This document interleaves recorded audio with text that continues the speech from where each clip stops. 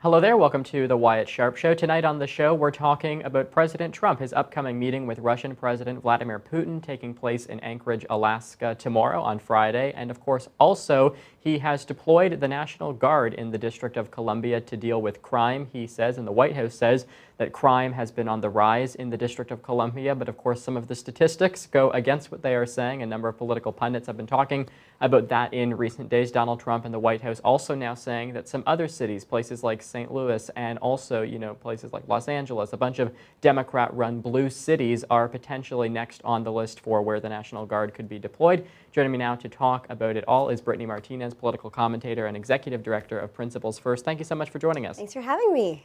So perhaps let's just start out with what Donald Trump needs to get out of this meeting with Vladimir Putin in Alaska. You're hearing a lot of back and forth. He also seems to want to take credit for actually being able to facilitate this meeting, which, if you are to give him credit, you could say that Joe Biden wasn't able to have a meeting with Vladimir Putin, whether or not that's because he didn't want to, or maybe Vladimir Putin didn't want to take a meeting with him. What do you make of kind of what's happening, but then also how the White House is likely to define success actually moving out of Friday after the meeting? Well, that's a really good point. I think they've already defined success as this just being an info listening session, because I think they know, as I know, that nothing is going to come out of this.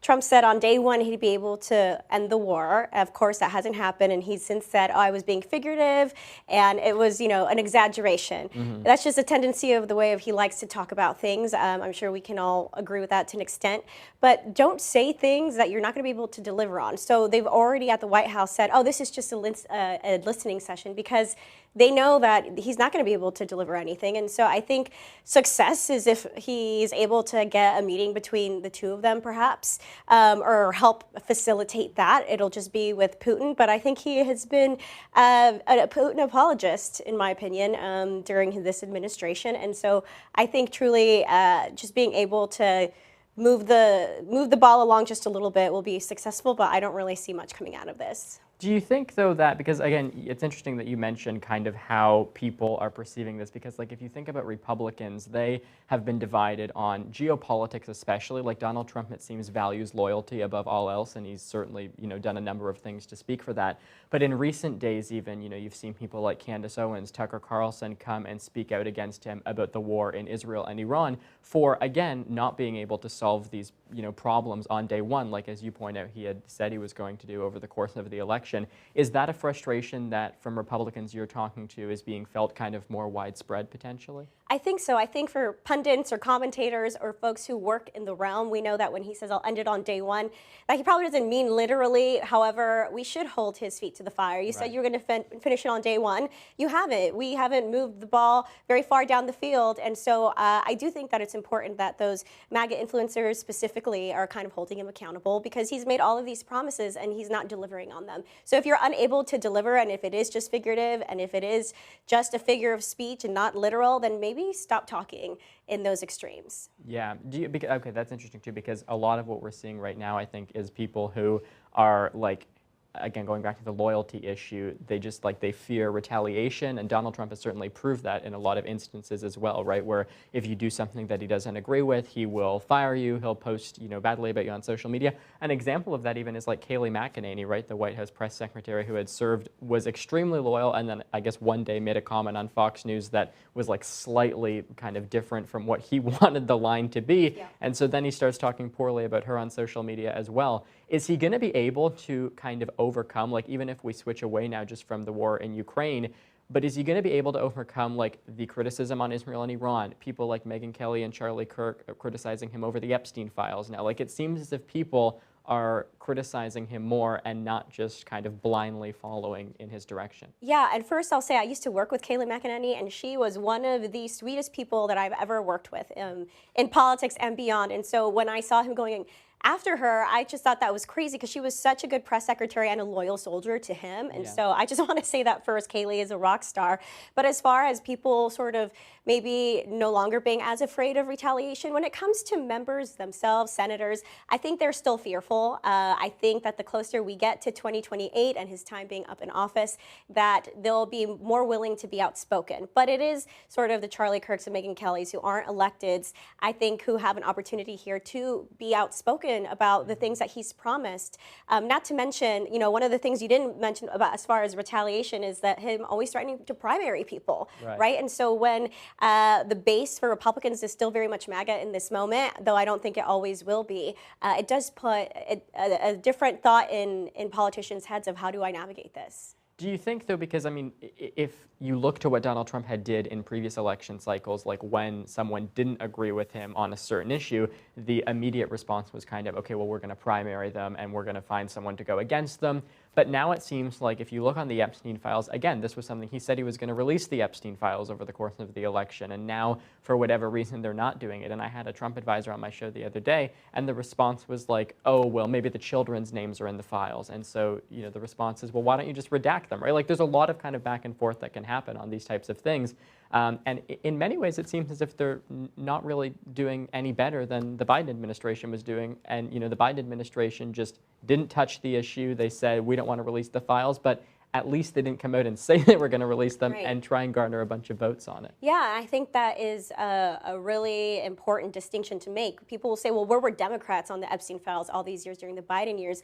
Like, it was important, but I think there's a lot more important things happening in the world, in the country, than releasing those files. And I think a lot of people would agree with that. But the difference is that Joe Biden wasn't going around, his administration wasn't going around saying, we're going to release the files, as opposed to Trump did, and his campaign did, and his administration has. So, yes, first, they should redact them. They should release the Epstein files. I hope Congress tries to get as much information as they can. But it's just promises made, promises not kept. And I think that Republicans, especially those MAGA supporters who are just really follow him, are starting to realize, wow, he doesn't really follow through on the things that he says sometimes. Yeah, I mean, if you look even too, like with some of what's been happening in recent days, right, just like with him coming out and again, criticizing people who he disagrees with, that's nothing new.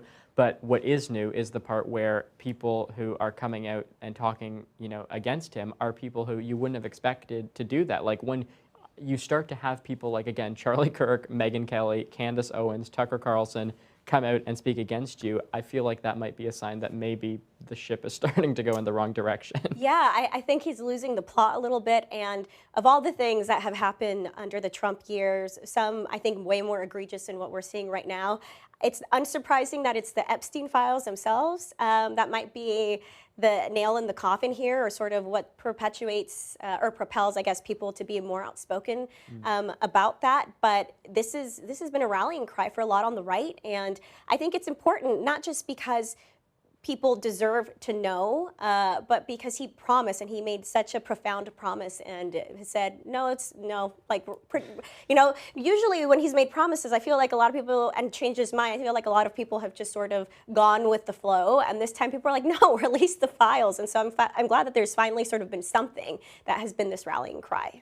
And where is public opinion, from your perspective, going to go if we look to even the midterms, for example, coming up? Because the issue, I think, it seems right now is that, like, sure, Republicans are, their popularity is going down a little bit. Donald Trump has not followed through on all of his promises, so that's obviously harming them a little bit. But then Democrats, it seems, aren't really capitalizing on that. Like, they have people like, again, they're just so extreme. Like, if you look to Zohran Mamdani, for example, in New York City, people like that. And then you have people like Elise Slotkin, the senator from Michigan, and it's just like, it seems as if their party is attempting to be a big tent, and it's just not going well at all. Yeah, what I like to say is Democrats in disarray, which as a Republican, normally I love in a moment where I think we need to have a strong opposition to hold the Trump administration accountable. I think they really need to get it together. They still haven't. It's been 6 or 8 months, I guess. They have about a year and some change before midterms to try to get it together. I don't think it looks great for them.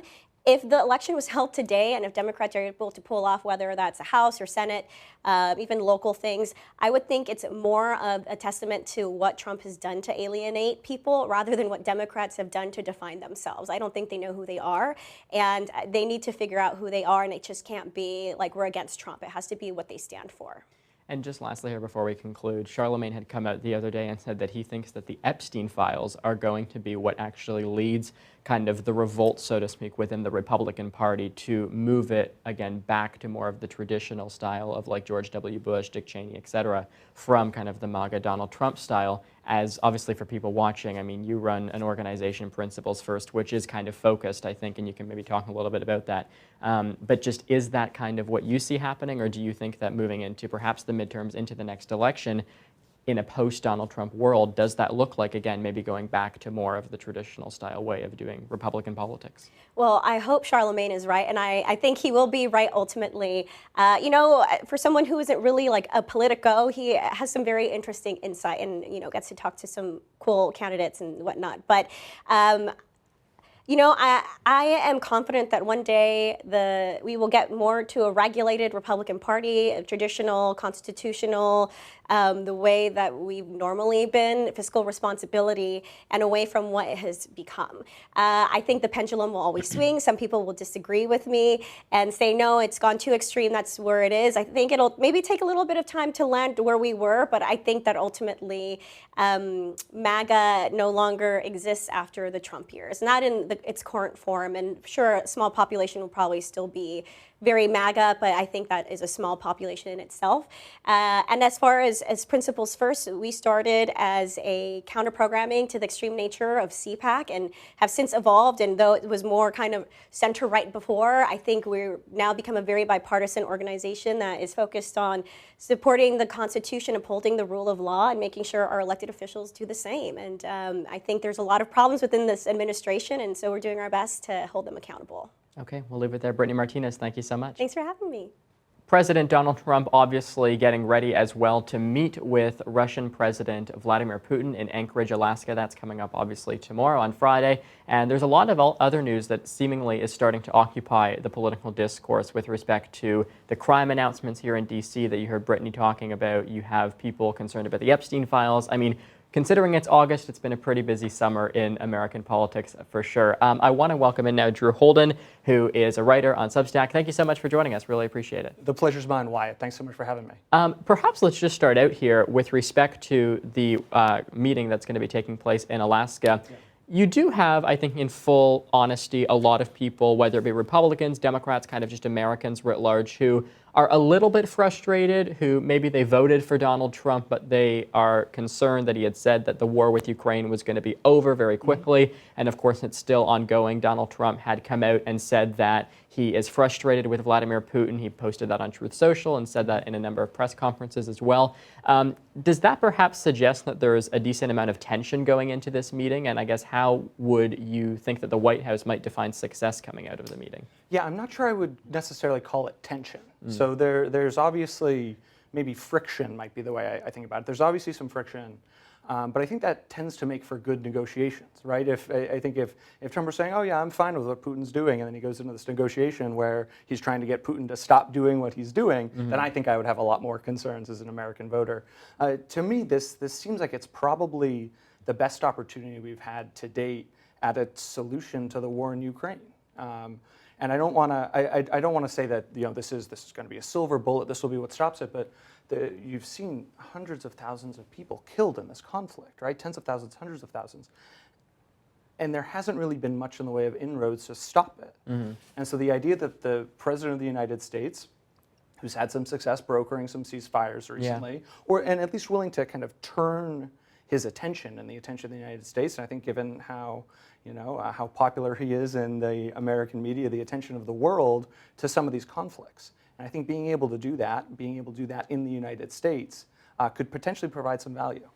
Do you think, whether or not Volodymyr Zelensky should be invited, Donald Trump certainly has said that maybe he could be invited in a trilateral meeting after the meeting with Vladimir Putin is concluded, depending on how that goes. Mm-hmm. But that doesn't mean Volodymyr Zelensky and a number of other European leaders aren't insistent that they should be included in this particular meeting. Mm-hmm. Do you think by not inviting, Volodymyr Zelensky to the meeting in Alaska, it risks alienating not just Zelensky, but again, other European leaders, and perhaps, that could make it harder to achieve a ceasefire in relation to the war? I don't think so. I think the biggest stumbling block to peace in Ukraine is obviously Vladimir Putin and Russian aggression that started the war. Right, and so I think if you're looking at it through the lens of Trump saying, "Hey, we want this thing to stop," it's better to go and confront the aggressor and do it in the way that he thinks is going to be most hospitable to that aggressor, stopping the aggression. I think Europe has a habit oftentimes when it comes to American policymaking and kind of American involvement in the continent of having a lot of concerns, a lot of anxieties that we're not checking all the boxes, we're not bringing everyone to the table, we're not doing the bilateral and the trilateral and the umpteenth lateral different negotiations to try and drive solutions and results. I'm not very confident that those approaches and infusing these sorts of meetings with a lot more European technocratic bureaucracy is going to be beneficial to trying to end this thing. In terms of what some of the president's most loyal supporters have come out and said, not even just with Ukraine, but even if you look to Israel and Iran, for example, as well, you've had a number of people speaking out against the president in recent days, people like Tucker Carlson, people like Candace Owens. I mean, these are people who, if you asked me a year ago whether or not they were going to speak out about him, I mean, these, again, have been some of the most loyal people. If you look to the Epstein situation, you have people like Charlie Kirk and people like Megyn Kelly who have come out and basically said that they want Pam Bondi, Trump's attorney general, to step down. Is the fracturing that we're starting to see among the Republican Party on some of these issues, is that, kind of harming the reputation of Republicans right now? Because again, Donald Trump, it seems, he values loyalty, obviously, that's no secret. Do you think he's getting frustrated with some of these people? How might he deal with some of that frustration? Yeah, it's an interesting question. I don't know that I see it as necessarily harmful to the Republican Party more broadly. If anything, I think being able to fight these sort of things out and do it in public is probably beneficial for the Republican Party. It's probably less beneficial for Donald Trump's ability to control the Republican Party, right? And so I take your point on that one. I think those sorts of schisms, the further you get into administration, those are only going to continue to crop up. And so I think I don't want to call them healthy, because I think a lot of these issues are being handled very poorly. But I think that level of dissent will be helpful in fostering a better Republican Party on the back end of it. Okay, we'll leave it there. Drew Holden, thank you so much. The pleasure's mine, Wyatt. Thank you. Let's get the Democratic perspective on all of this now. I want to bring in political strategist and commentator Ali Samarco. Thanks so much for joining us. Thanks for having me. So let's just kind of begin, because obviously in the last election campaign, Donald Trump made a number of different kind of pledges and campaign promises that he wanted to try and put an end to the war in Ukraine, put an end to the war in Israel. He made a number of, as he himself described it, day one promises that still have not come to fruition. I'm wondering what you make of it, but then also, I mean, yourself as a Democrat, former Republican as well, have Democrats been able to capitalize on some of the mistakes that Republicans have been making? I mean, it seems as if, again, whether it be the Epstein situation, whether it be the wars that are happening, there seems to be a lot that Democrats could be doing, and it seems maybe they're not doing. Yeah, no, I don't think we've been capitalizing, to put it clearly. Is that a leadership problem? Like, is that like a Hakeem Jeffries, Chuck Schumer thing, or like what's kind of behind that? I think it is, and I think it's just a lack of boldness. I mean, there are some leaders. I think, honestly, Gavin Newsom's approach has been probably the best and a good example of what we should be doing, and just kind of like fighting fire with fire and throwing Trump's own style back in his face. And that's what we should be doing, because there are so many issues still going on, and the Epstein stuff is a huge scandal and a huge story and a cover-up, and it's still not been resolved. And now it's being put to the back burner because of his overreach in Washington, D.C. and other cities. And so we need to stay focused on the things that really matter, and that's one of them. But also, like you said, the Ukraine-Russia war, the Israeli and Hamas war, and I think that we really just need to stay focused on what the American people care about and what the Trump administration is trying to push away so that people are not talking about it anymore. And I want to ask you, because you, back in 2020, were a Republican supporter. You were someone who originally supported Donald Trump. And Donald Trump obviously values loyalty above all else, and that's why it's very kind of rare that you see at least those people who are really close to him come out and criticize him or say bad things about him. But it seems as if, again, on the Epstein issue, you're starting to see just like an uncontrollable number of people come out and say, release the files. They're criticizing not even just him, but also people like his Attorney General, Pam Bondi, as well. Is it going to get to a point, you think, where maybe the Republican Party has to go back to kind of the more traditional style back, the 2000s, John McCain, George W. Bush, et cetera, just because, again, people are kind of speaking out about some of these issues and then almost like a revolt style, maybe it goes back? I mean, I would be shocked if that happens. I don't see them ever returning back to a sense of normalcy of what was before MAGA, and that's why I left, because I realized that we weren't going back, and the Republican Party had become something else other than what I had grown up and seen it be. So, yeah, I would be shocked by that. And I think the MAGA movement, they are hungry for what Donald Trump has to offer. And the Epstein stuff, it honestly was a bit shocking that, because they have excused almost everything and anything that he's done in the past. So it was a bit shocking to see that they were giving him some pushback. But of course, he just criticizes anybody who points out, hey, you know, we want to see the files, and you've been hiding the files, and you said you had the files, and now you don't have them.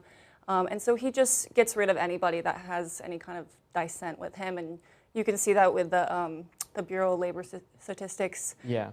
He fired the past chief, and now he just hired someone, or nominated someone else. And it's, of course, a loyalist, MAGA loyalist, who worked for the Heritage Foundation. And so now he's skewing jobs numbers, and that's something that Americans have traditionally trusted and has been a nonpartisan thing. And so he will quite literally fire anybody who says or does anything that he just doesn't agree with or doesn't like. And so I don't see us returning back to a sense of normalcy anytime soon. I wonder too, because right now, obviously within the current administration, I mean, you kind of touched on it just there, but there's a very kind of small number of people who would even remotely criticize him, again, not just on the Epstein situation, but really on any issue whatsoever.